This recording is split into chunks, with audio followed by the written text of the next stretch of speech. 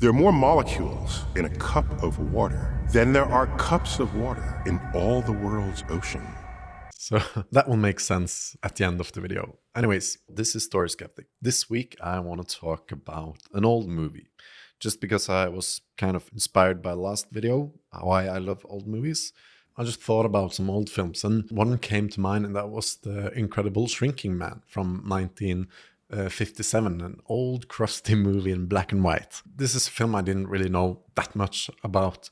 I just seen a clip of an extremely small man fighting a spider. Oh, by the way, spoilers to this film, even though it's 60 years old. So the film starts with this couple. You get the beer, I'll get the dinner. How's that? Okay, you got yourself a deal. While the woman is inside, he meets this cloud and he gets this radioactive stuff on him and he starts to shrink. After getting home from this boat trip, he wakes up one morning and the shirts are a bit too large. It's the funny part of the movie where they don't really want to face the truth. And the doctors are like, you've always been this tall. Earlier measurements must have been wrong. Because people actually decrease in height during the day. See, the body weight compresses the spinal discs, the bone joints, and so on. I see. 2 inches, Doctor? There's no one that accepts that he's shrinking until it gets obvious. And the movie just spends a lot of time on this, all the practical stuff about it, but also very much so how he comes to terms with it. And he kind of never does. Every day he gets smaller, he gets more angry, more controlling, and he feels less than a man. His self-confidence just shrinks. And he feels small. And this is a big theme, especially later. And I thought this part was really thought out. There's a scene where they know for sure he's starting to shrink. They're in the car and he's really insecure and talking about their marriage. But she reassures him and tells him as long as he has the ring on, everything's fine. And then he reaches down to start the car and the ring just slides off because it's getting too big for him.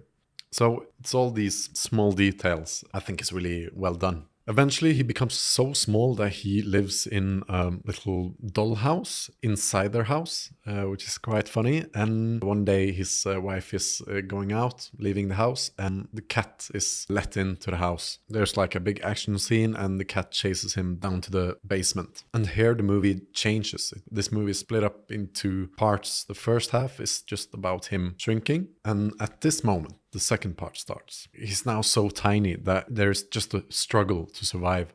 And the wife can't find him and he just tries to survive in this basement, which is a small basement. But from his perspective, it's now really huge and dangerous. And I always loved this concept of shrinking people down. It's just a fun concept. I mean, The Borrowers was one of my favorite movies when I was a kid, with John Goodman as the villain and this tiny little family who lives inside the walls of a house. Oh, look at that.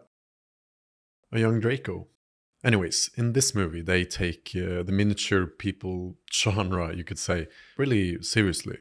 And it's creative, the way they come up with things for him to do in that little basement, which is so huge for him. And the movie becomes like a man versus nature movie. There's a lot of action. It reminds me a bit of The Revenant, just in the way Leo's character struggles to survive.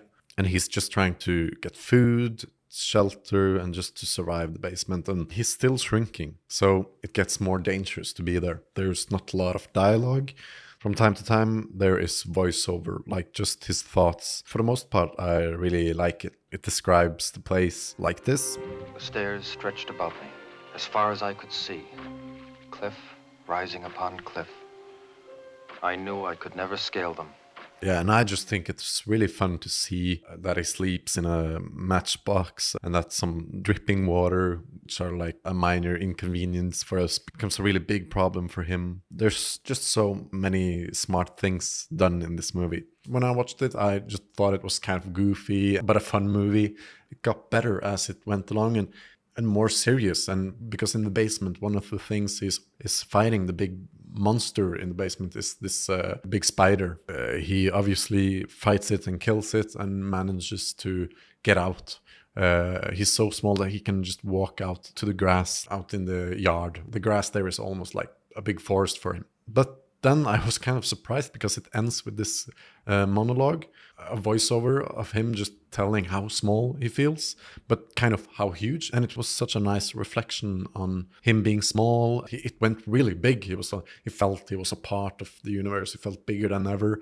And it was like just like one of those, the things Neil deGrasse Tyson tries to make us feel wonder in the universe and tries to make us feel big. You are to the microbes simply a dark anaerobic vessel of fecal matter. Yeah, just like the way he talks when he delivers one of those mind-blowing facts. You can't think of yourself as separate and distinct anymore because that's how we define being special. I'm different and I'm special and I'm distinct. We are special because we're the same. We are one, not only with each other, but with the universe itself. I got the same feeling after this, and much more so as well, since you've been following this guy on this journey where being small is just a bad thing. Sure, it might feel a bit tagged on at the end, but it was really nice. I really liked it. And it's one of these movies that I think people who haven't watched old movies should check out. Sure, it's a bit goofy and there's some effects probably really good back in those days, but today you would laugh at them. Still, it's such a great film and it made me think, and the ending was so grand and gave me kind of the same feeling I got when I watched Interstellar and just was blown away. That was one of the old films I remembered I really liked, and so I just wanted to recommend it if you have the patience. But it's not that long. It's 1 hour and 20 minutes. And if you thought this film were interesting and want to check it out, I recommend a video by The Unapologetic Geek. He made a terrific video on the movie, which goes a lot more into it. So yeah, I'll put the link in the description and check it out if you want to. That was just some thoughts, and I'll see you in the next one.